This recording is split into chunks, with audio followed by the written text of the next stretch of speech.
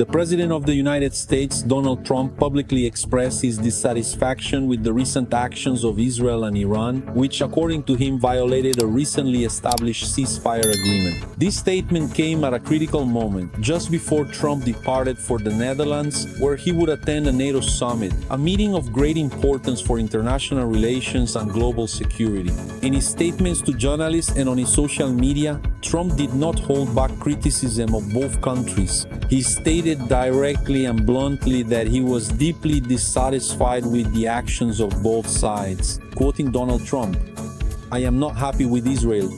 I am not happy with Iran either. But I am very, very angry with Israel," Trump said, making his frustration with the situation clear. This dissatisfaction was further highlighted in a post on his social media where he wrote, "Israel, do not drop those bombs. If you do, it will be a serious violation. Bring your pilots home now." This message, signed by him, demonstrates the level of seriousness and urgency with which he views the situation. The ceasefire had been imposed by Trump as a measure to prevent the United States from being drawn into a prolonged conflict in the Middle East, something he had always promised to avoid during his election campaign. Trump fears that a prolonged conflict in the region could result in yet another endless war, which he has so often criticized, like those that occurred in Afghanistan and Iraq. To demonstrate his determination, Trump ordered bombings of Iranian nuclear facilities, an action intended to showcase the United States' military pressure on the Iranian regime.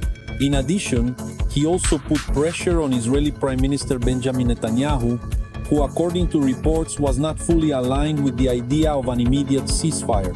The night before the ceasefire began was marked by intense bombings from both sides, resulting in several casualties. When the ceasefire finally came into effect, Israel claimed that Iran had fired 2 missiles at its territory, an accusation that was promptly denied by Tehran. Israel's defense minister, however, wasted no time and ordered the country's defense forces to prepare for a possible counterattack. This escalation of tensions put Trump in a delicate position, forcing him to make a public appeal for Israel not to resume the attacks.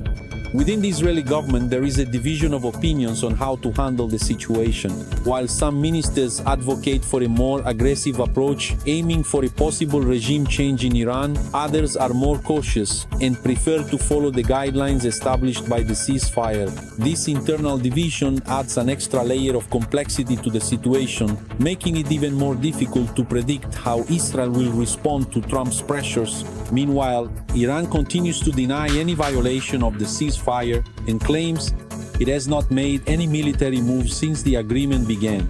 This denial, however, does not seem to have fully convinced Israeli authorities, who remain on high alert. The situation in the Middle East remains tense and unpredictable. With Trump already on his way to the Netherlands for the NATO summit, it remains to be seen how Israel and Iran will respond to his demands and whether the ceasefire will be able to hold amid rising tensions. What is clear, however, is that the international community is watching closely, hoping that diplomacy will prevail over conflict.